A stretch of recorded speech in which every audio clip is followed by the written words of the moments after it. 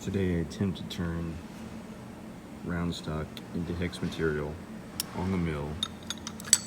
I have here a 5/8 end mill because each flat on this brass hex is about 5/8 wide, and so I will attempt to emulate that on the stainless piece. Now, to get the correct outside diameter on my stainless piece, I measured the hex piece at its widest point, and I got about a little under 1 and 150. Now for the round piece, I machined it down. I put my 1 to 2 mic on there, and after miking it, I got down to 1 and 157.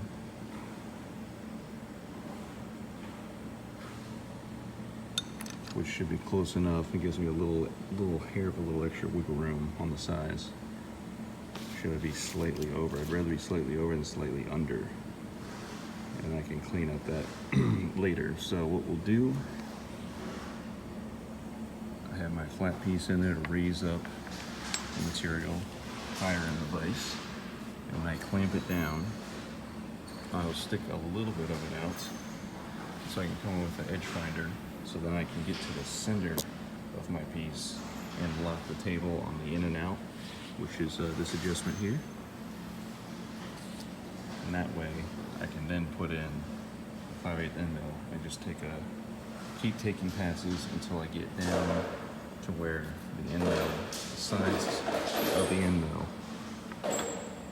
are just starting to almost dig into the material to give me that 5/8 width per flat.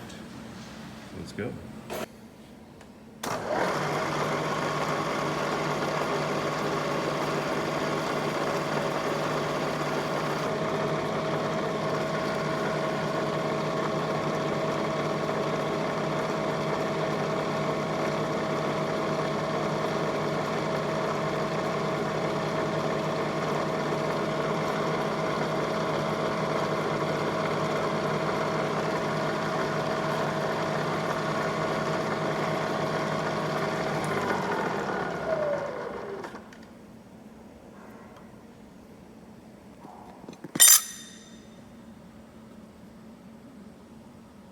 Here's the mark right there. So I locked the table on the in and out so I could reset this dial to 0 without worry of shifting anything on the in and out. And then when I did that, I cranked the table back towards me 954 thousandths, just a little bit less than an inch, so that as the table comes to me, it kind of becomes more, my piece becomes more in center with the tool. And I also swapped out the tool, the edge finder, with the 5/8 end mill. So now we are set up and we are ready to go. I just have to turn the mill on, crank the table up, and then we'll start making some passes. And hopefully the phone is in a good setup right there. We're going to find out. Let's go.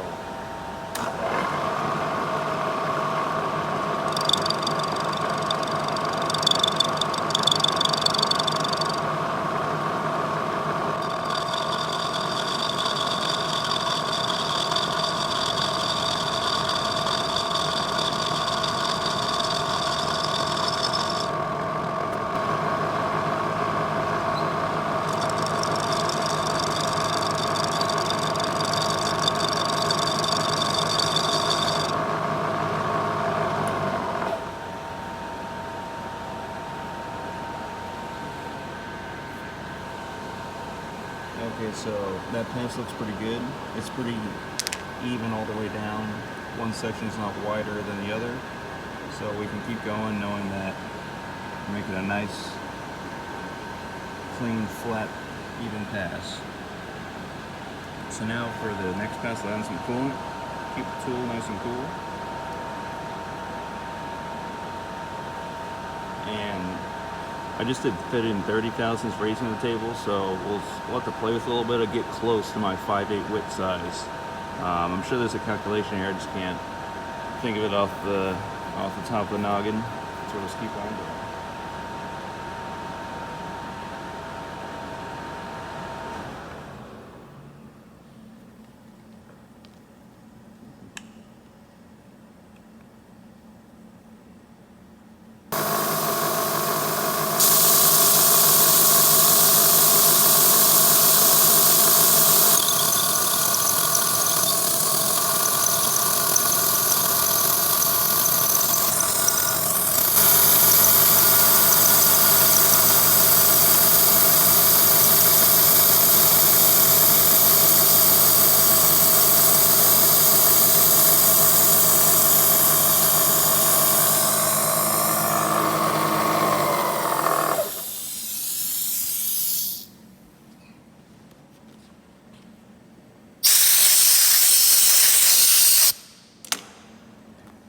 raised the table 50 thousandths that time.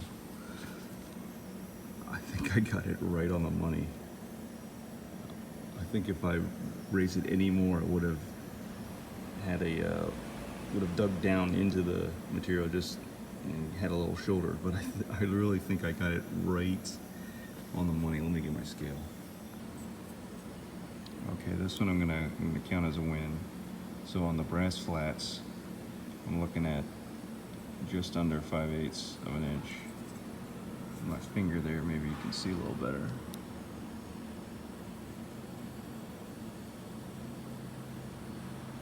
We're about there, it's just under that 5/8 mark. And then on the flat I just made on the stainless round,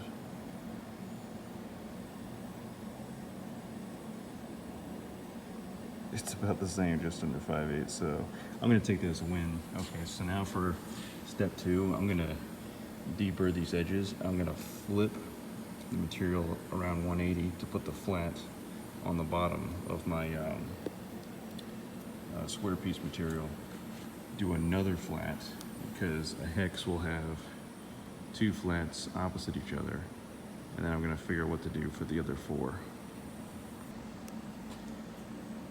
All right, so I got my 2 flats done, and I'm trying to think, how can I clock it in the vise so that I can start my next flat? Because the piece is gonna have to sit with the flats at an angle. So then I thought, let me grab my brass hex that I'm going to be basing this piece off of, put it in the vise, mock it up.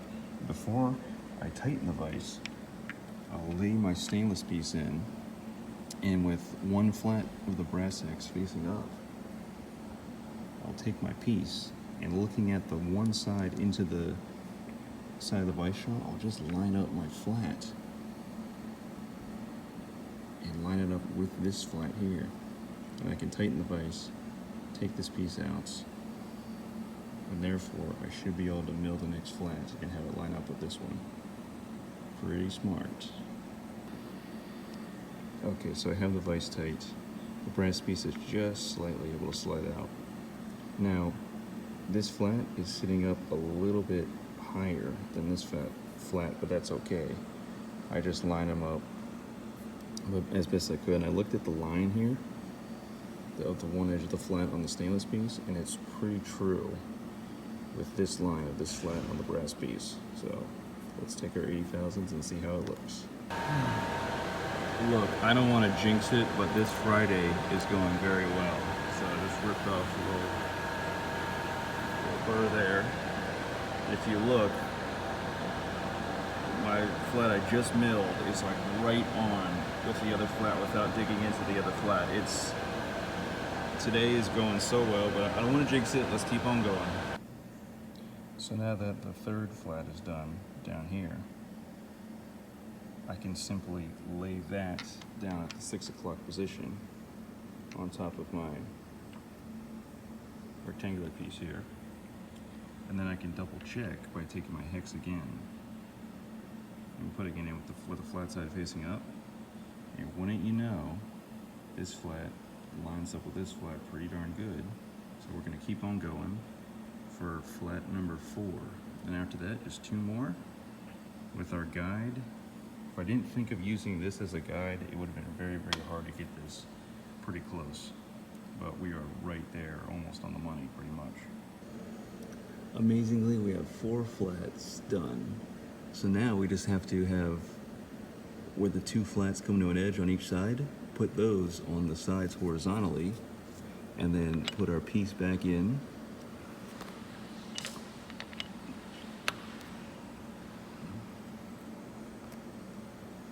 Actually, you know what? It's slightly shifted on us. This line is not lined up with this edge. So it's gonna be hard because we're basically pinching on 2 points. It could slightly shift on us. So, I'll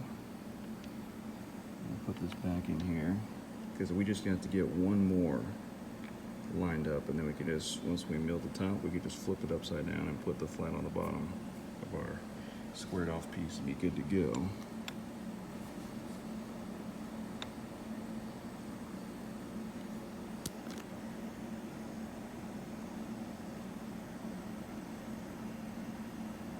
I wonder if this piece is also stuck in there tight. That means this one, oh no, never mind.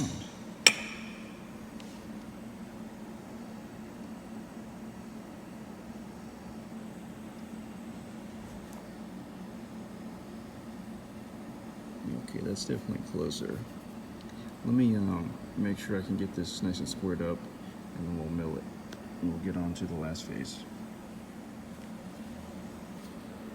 All right, so I got it lined up, and the reason, or how I was able to do it, is I took my scale here, and on the very end, you have, in this direction, some measurement. So I stuck it down in here, and the 1/8 by 1/8 square is barely covered on this side when I drop it down in here.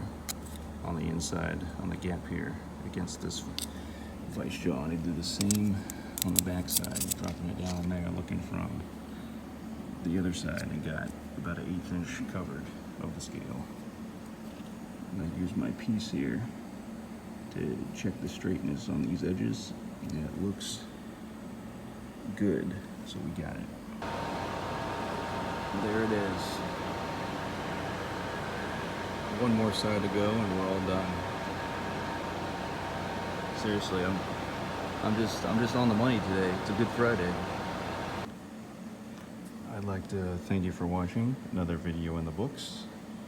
Another project successfully done. And the sizing is pretty close. Like almost right on the money. So these will be used in my upcoming metal Catan game board project.